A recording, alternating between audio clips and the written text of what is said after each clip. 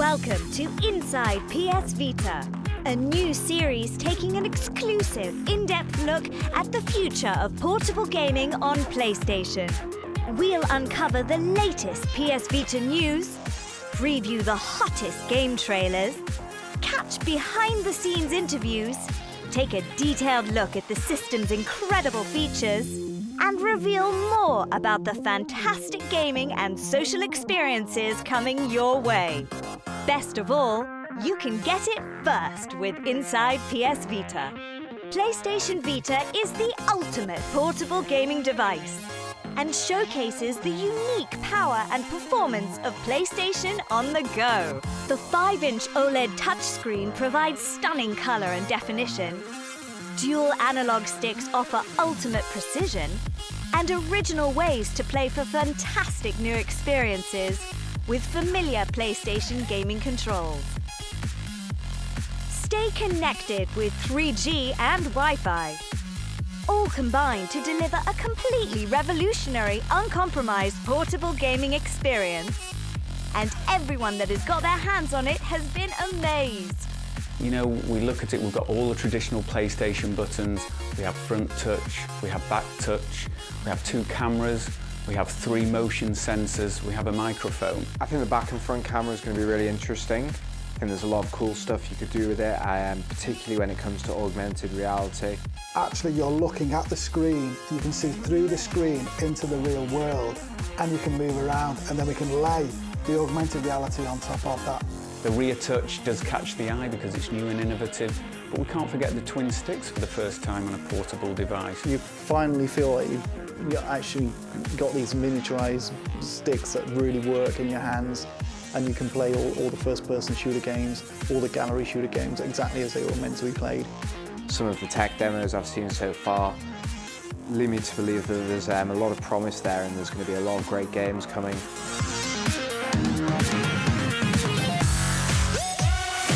Don't miss the next edition when we take a look at augmented reality delivered first with Inside PS Vita.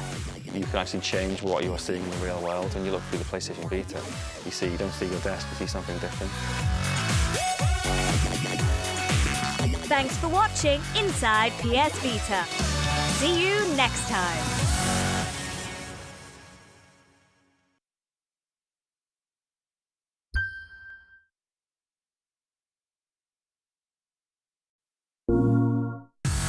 Welcome to Inside PS Vita, an inside look at the future of portable gaming. Coming up in this episode, we take a look at augmented reality. You can actually change what you're seeing in the real world. When you look through the PlayStation Vita, you don't see your desk, you see something different.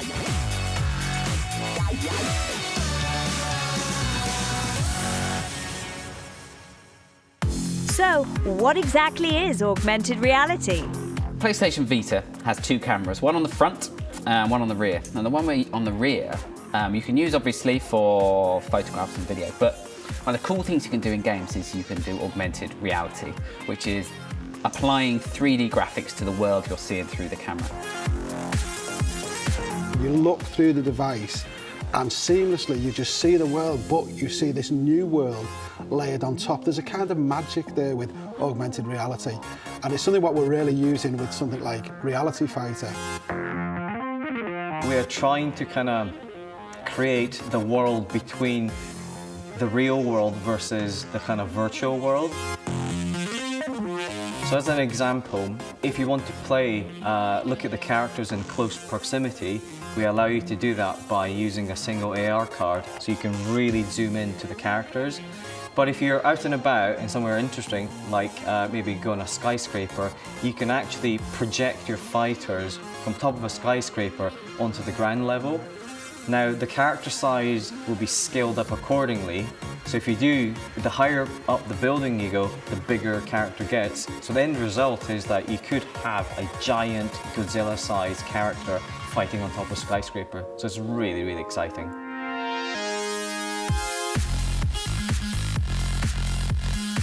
For me, I think augmented reality, it's made for portable devices. You look through the device and the augmented reality is layered on the world, and there's a kind of magic with that. where you're seeing this world, but this slightly distorted world.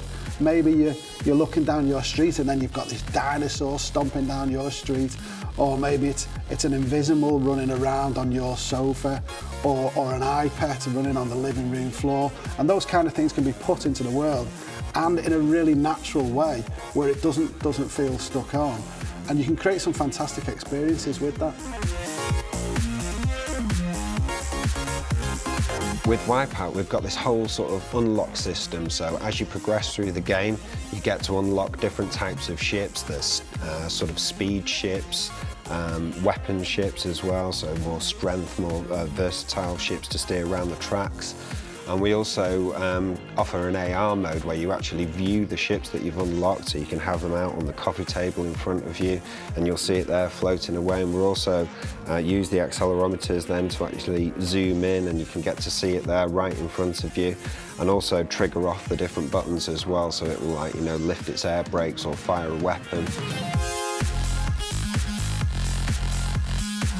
So Reality Fighters now support both the traditional AR marker method as well as markerless-based technology. This is industry first on this genre. So what basically it means is we don't have the need to actually use AR markers at all for this game, and the calculations of actually placing and projecting your characters onto the real world is all based on the AR technology and using the gyro sensors. So it's quite exciting.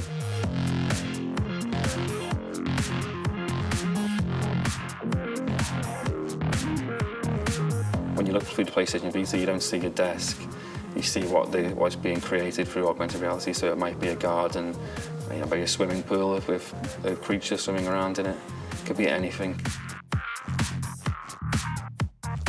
The beauty about augmented reality is that you could have, for instance, 2 fighters on your coffee table or in your living room. Putting that augmented reality into the real world and viewing it through the device, that really helps the believability, which is something we always strive for. It's the power of Vita allowing us and our gamers to get closer to the game experience and see more than we could do on any previous console.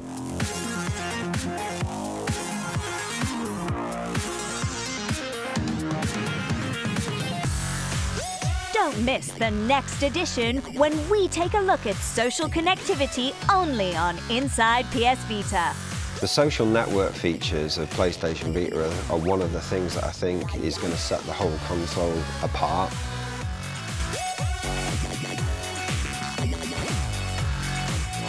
Thanks for watching. See you next time.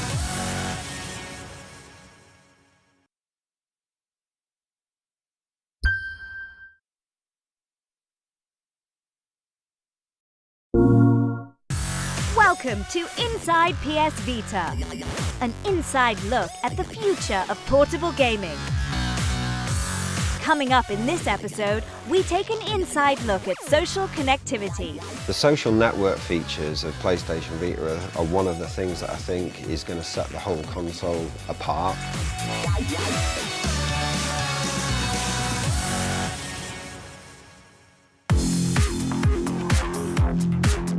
I think the social and connected features of Vita are some of the really exciting new things to do with the console.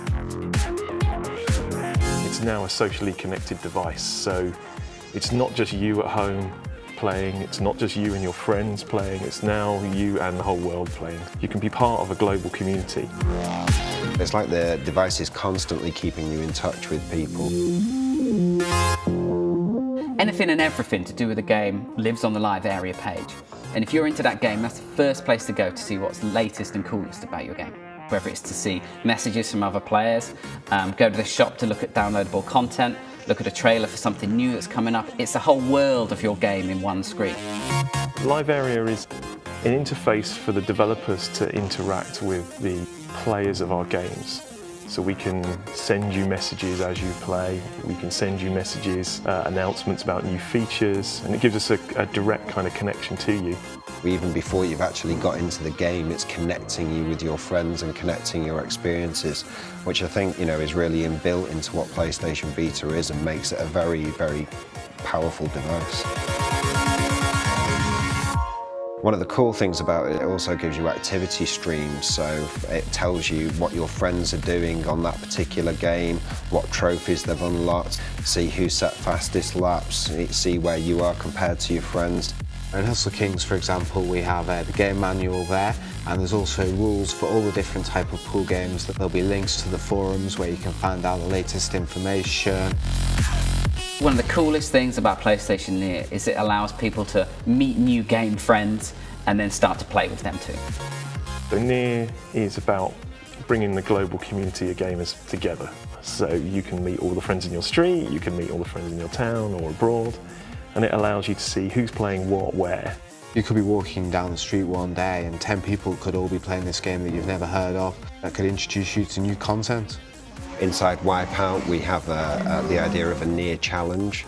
So maybe you set a fastest lap at home.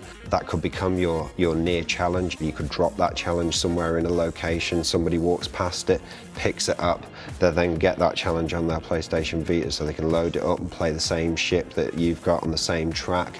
Try and beat your ghost data as well, because that will be included in the challenge. And if they beat that, then it messages you as well. So it's just a great feature really to, you know, use location as well as all the socially connected features, which is just brilliant. In terms of gameplay ideas and innovation, it's Near is absolutely, it's like Pandora's box, and I just can't wait to use that. PlayStation Party on Vita is a really cool way for players to get together and interact whilst they're playing the game. We can all jump into a party and we can all use voice chat and speak to each other, whether it's about the game or about what we got up to on Saturday night. We can be playing different games or we can be playing the same game while we're doing this. If we're all just on the home screen, we can use that to jump into a game together. For example, in Hustle Kings, you could have a party going on and then decide you want a multiplayer game of 8-ball. Bang, you'd all jump in and off you go. Great feature. I think it's first for any mobile gaming platform. I think it's a really good way of linking your friends together across the social network, which is really what PlayStation Vita is all about. So 3G on PlayStation Vita is actually one of the really cool things about it. And what it means is, obviously when you're at home with a handheld device, you can connect to your Wi-Fi hotspot and be online. What 3G allows you to do is it takes that connectedness of your game experience anywhere you go. So a simple example of a feature. In Wipeout 2048, we have a ghost challenge mode, when you have a leaderboard of all your best friends who've got faster lap times than you. So you've got 5 guys faster than you. Let's say you beat the guy at the bottom of that ladder and the game automatically downloads the next fastest ghost for you. Now, if you were then, back in the day before you had 3G, if you were to go and play the game on the bus on the way to work, you wouldn't be able to continue playing that game mode. Whereas with 3G now, you can still keep playing. If you beat number 3 on the list, the 3G connection will download the number 2 ghost and ping a message to the number 3 guy you've already beaten. So whilst you're away from a Wi-Fi hotspot with 3G, you can still be competing and messaging your friends who own PlayStation Vitas and PS3s as well. It's a totally new way that people are going to be able to continue playing their games that we haven't been able to do before. We can now integrate your gaming with your social platform. It's now part of our life, these social platforms, these social networks. So why shouldn't gaming be part of it? And this is our way of moulding it all together. The games we're developing now are sort of really just touching the surface of what it's going to be capable of. And I think that's what makes it a very special platform. But being connected to the network raises PlayStation Vita above a regular handheld console into the new world of connected consoles.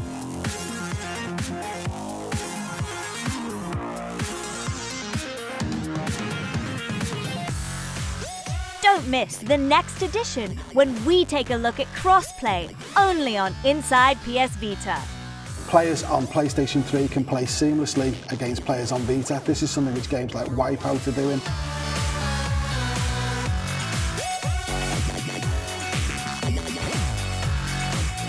Thanks for watching. See you next time.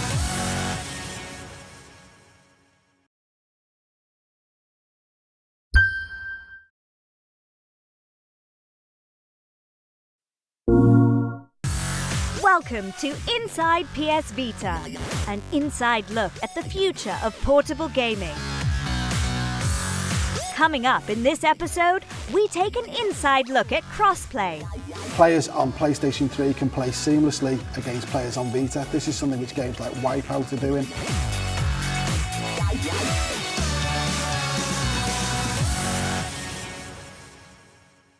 So, what exactly is crossplay?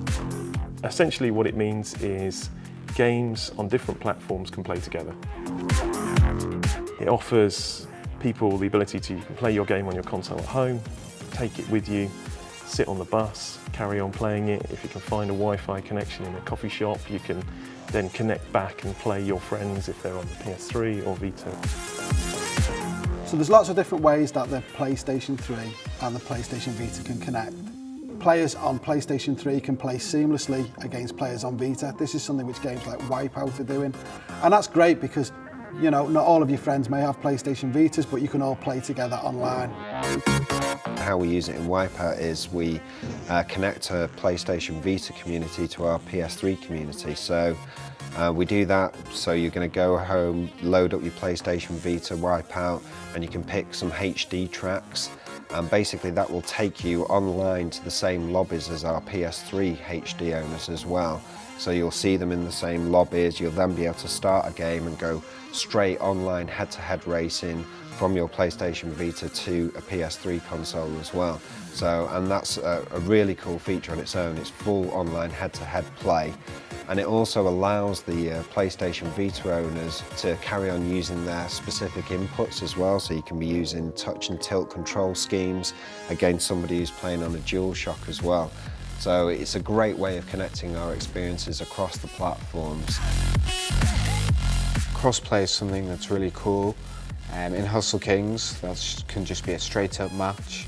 So you can both be playing pool, one on a handheld console, one at home with a TV screen with the PS3. And you don't notice any difference. It's like playing PS3 versus PS3 or Vita versus Vita.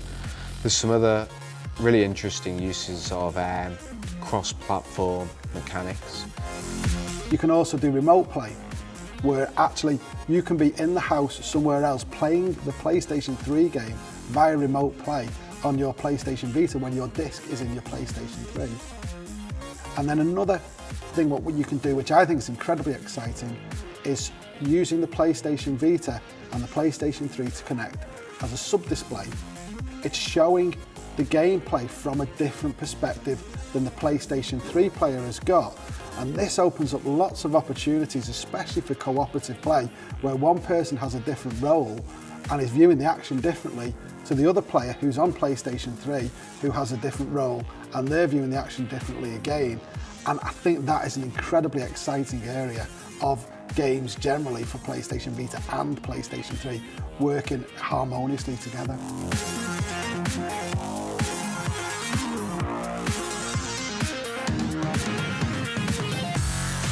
Don't miss the next edition when we take a look at how you can play, create, share only on Inside PS Vita. The more creative people can be, the more content they make for people to play, and everybody wins.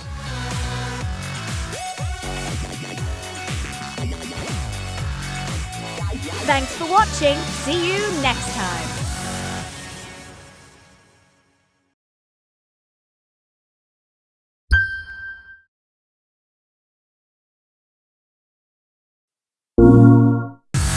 Welcome to Inside PS Vita, an inside look at the future of portable gaming.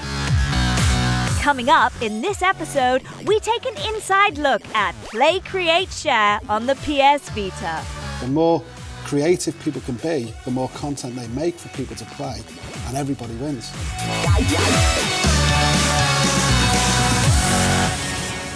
So, what exactly is Play, Create, Share?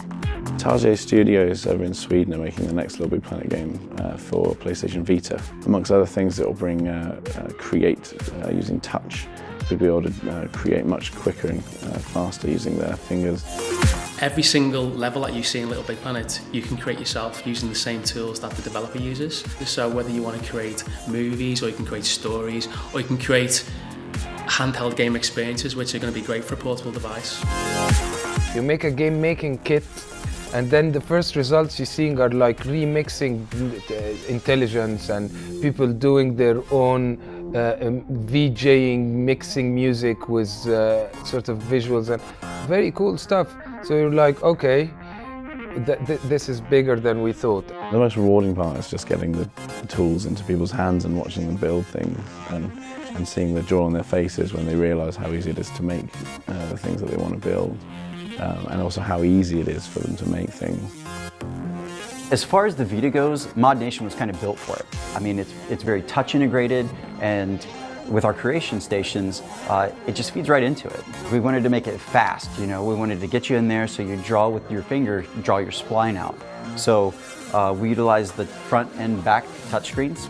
I just draw my finger across wherever I want to lake, boom, there it is. All right? If I want to raise mountains, as many fingers as I have, that's what I can lift up, you know, so it's all right there in your hands. It's amazing. We have a full touch interface, so creating geometry or drawing things is as easy as doodling or drawing something with a pen. Being able to take the PlayStation Vita out and about, take photographs of objects and import them into your levels, and then use those images to decorate your own games, essentially. It means that there's no limits to what you can create. You can create absolutely anything. The possibilities are limitless. We just wanted to give the user the idea that, hey, this is what you can create with this tool, so go out there, your imagination's at the limit. We put the tools into gamers' hands. They use them in ways where actually maybe we wouldn't allow our developers to do it because it's breaking certain rules. Well, they can do what they want. And that's how, like, with Little Big Planet, we ended up with people making first-person shooters. And I think that on PlayStation Vita, you're going to see even more weird, wonderful, wacky, odd things. And that's all fantastic from a creativity point of view. The thing that I'm most excited about with Vita in terms of its audio capabilities is that because of the dedicated audio processing chip it's got in it, it's really going to open the doors to game developers to create what I'm sure are going to be the best sounding handheld audio experiences to date. The community is really what Little Big Planet is all about. We wouldn't really be anywhere without all the fabulous creations that people are making, and with 5.5 million of them out there. There's a lot of content for people to play, and it's ever changing, ever growing. The more creative people can be, the more content they make for people to play, and everybody wins. So the thing that excites me most about Play, Create and Share isn't the idea of individual play or create or share, but that when you bring all three together, you actually have a platform and an audience to reach. I love the idea that when you combine that with the portability of the Vita, you could actually create something on the way to school, and by tea time, it's been played by 10 million people. Isn't that amazing? I think Play, Create and Share is even more powerful when you have a portable platform to do it on.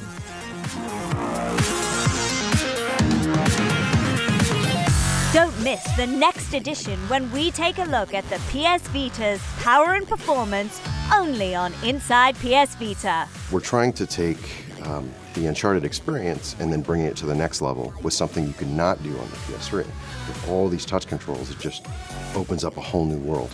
I think they'll have a sense of disbelief once they see this thing running in the palm of their hands.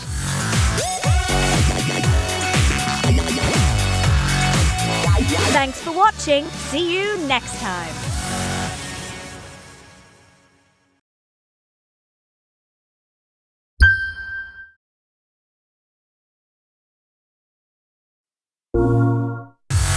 Welcome to Inside PS Vita, an inside look at the future of portable gaming. Coming up in this episode, we take an inside look at the power and performance of the PS Vita. We're trying to take the Uncharted experience and then bringing it to the next level with something you could not do on the PS3. With all these touch controls, it just opens up a whole new world. I think they'll have a sense of disbelief once they see this thing running in the palm of their hands.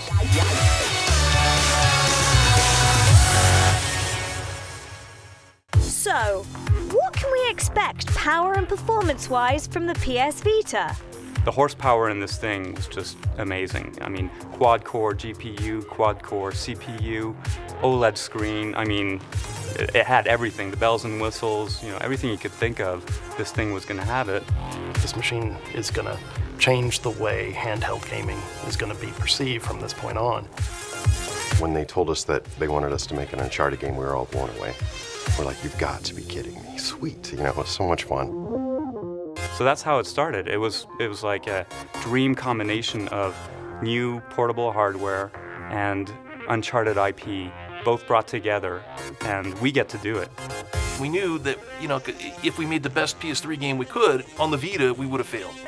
And that was our mantra from the beginning. We want to create an Uncharted for the Vita. Naughty Dog was very helpful. I mean, they give us what we needed, animation, environment, and tons of information. Basically, we can bring the same graphic quality for the PS3 to the PlayStation Vita, which is insane. Now that we've got the dual sticks, you know, and then the motion technology, plus the front and rear touchscreen, the two cameras, it's just been amazing. The first things we started looking at was touch and how you could actually really interact with the environment, actually being able to point in the environment, drag your finger across the environment and have Drake follow along. When we were doing the back panel, for example, we came up with the idea of climbing ropes.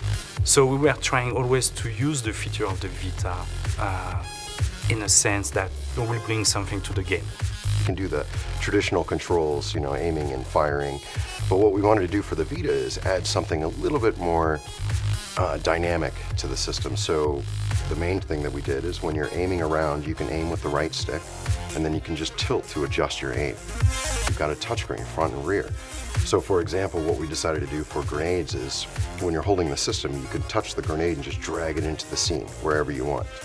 It's really easier to aim on the Vita, funny enough, than any other system, any other game that we've ever played. And we're pretty proud of that.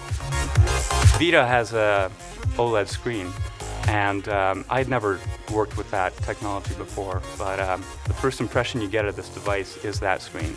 The blacks are so deep, the whites are crystal clear. It's the perfect palette for an artist to work on. The most amazing thing about the Vita isn't the two analog sticks or the OLED or the gyro or the back touch or any of that. It's the memory. It was like having enough memory to be able to make whatever we could imagine and not have to compromise. It's important that the machine has enough power to be able to drive something so visually stunning and so engaging in gameplay. That's been exciting to us, and we've been pushing every element of it that we could, which is necessary to pull off Uncharted.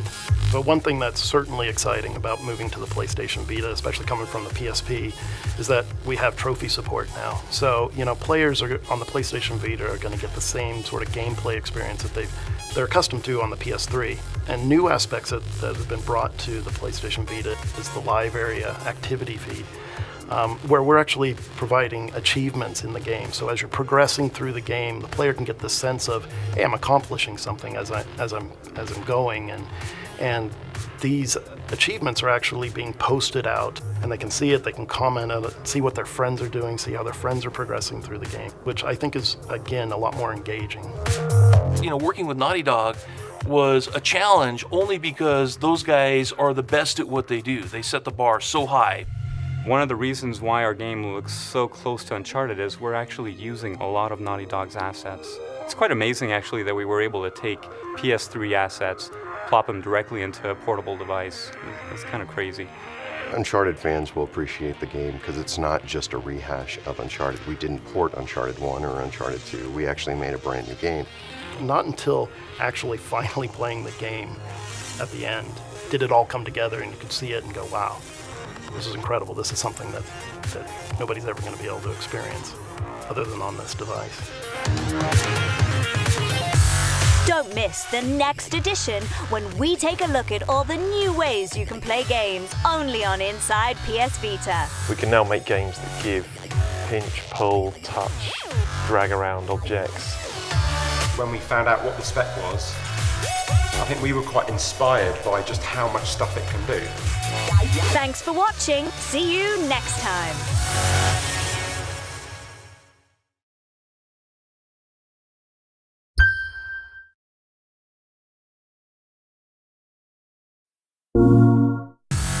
Welcome to Inside PS Vita, an inside look at the future of portable gaming. Coming up in this episode, we take a look at new ways to play. There is no other device that lets you have front and rear touch and traditional controller analog sticks and camera front and back.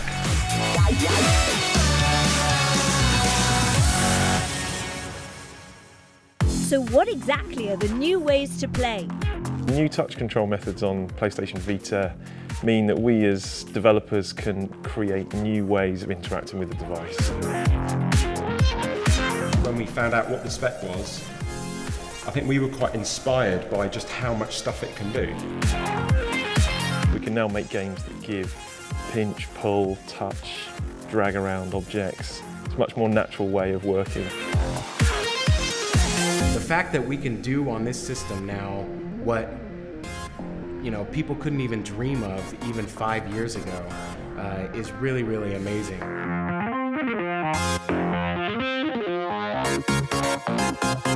The Vita is a connected device. It has 3G and Wi-Fi. If you're playing on the bus, you play the game, play a mission, you get a high score, that's logged into the system. Then one of your friends maybe the next day comes along, they see that you've beaten their score. They then go and say, well, I've been challenged, I'm going to see if I can beat it. You have two people in different time zones that are really communicating with each other. And that is one of the central principles of a portable device. And that's something that's never really been able to be done before. 3G enables that to be done at any time, anywhere. In terms of the social elements of the game, essentially, once you've created your account within the game, you can actually invite other people to become followers, or you can follow other people. So that's probably people who you know initially, but actually it might be somebody, if you've seen their art and see that they've put time and effort into that, you might want to follow them. So very similar to a Facebook or a Twitter, you can actually start to build a community of people.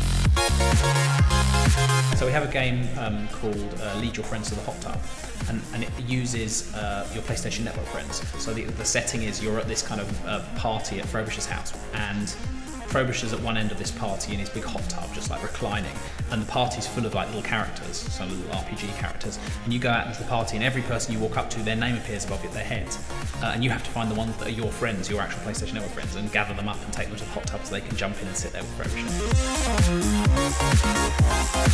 Dual analog has become something that really is second nature to gaming. And so many of us are so used to or accustomed to the DualShock controller that the Vita actually makes it so that it's just second nature. You can literally pick up this machine and you just start playing. There's no thinking, there's no learning curve, you just get up and go. The microphones on the Vita work extremely well. While you're playing the game and you're listening to the game through the Vita, the Vita itself picks up your voice, very, very clearly. This enables you to communicate very easily with your friend as you go through and play the game. It allows you to coordinate actions within the game, congratulate each other, or basically just, talk and, socialize as well as you're playing the game. So yeah, one of the really cool things about it that you can only do with the Vita is that it has front and back touch, and that got us thinking about what are things that you would want to do that use both those things. My favourite of those ideas, I think, is that there's a mini game called Squash for Toffs, where this girl Nat Marco made little men's faces, and you have to squash them, and the animation is just frames of them being squashed. So you get that really satisfying feeling of using your pinch with one finger behind and one finger in front, and you squash these little faces and you get to see as if you've really squashed faces in between two pieces of glass.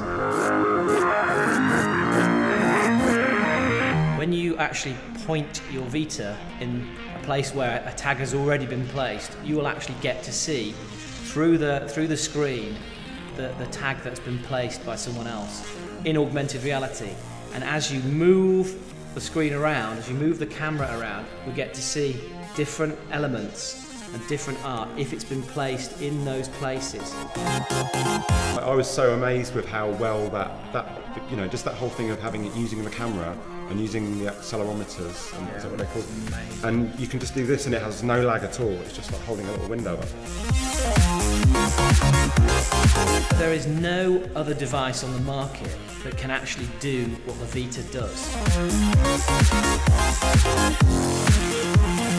There is no other device that lets you have front and rear touch and traditional controls like analog sticks and camera front and back and all the kind of orientation stuff.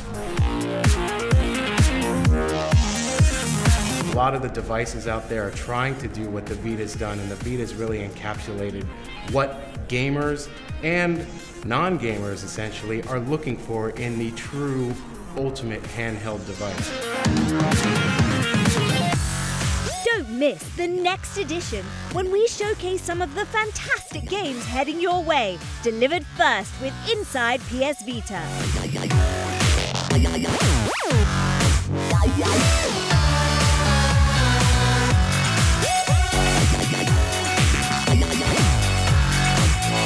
Thanks for watching. See you next time.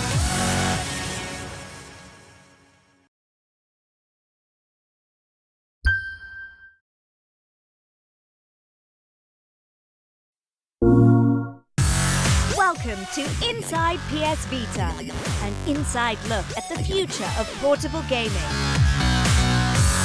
Coming up in this episode, we take a look at more of the great games heading your way.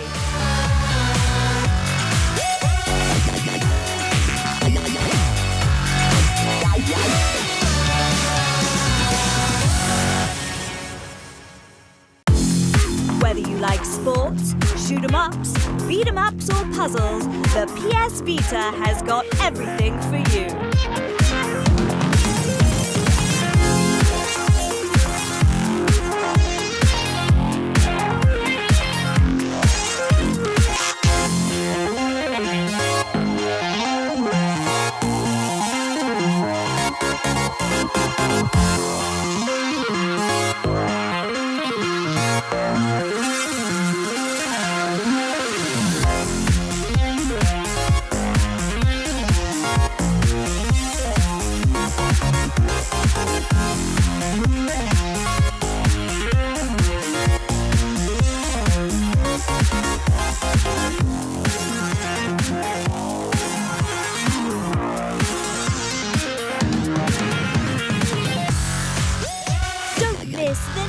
Edition, when we'll run down everything you can expect from the ultimate in handheld entertainment, delivered first with Inside PS Vita. I think they'll have a sense of disbelief once they see this thing running in the palm of their hands. All these touch controls, it just opens up a whole new world. Thanks for watching. See you next time.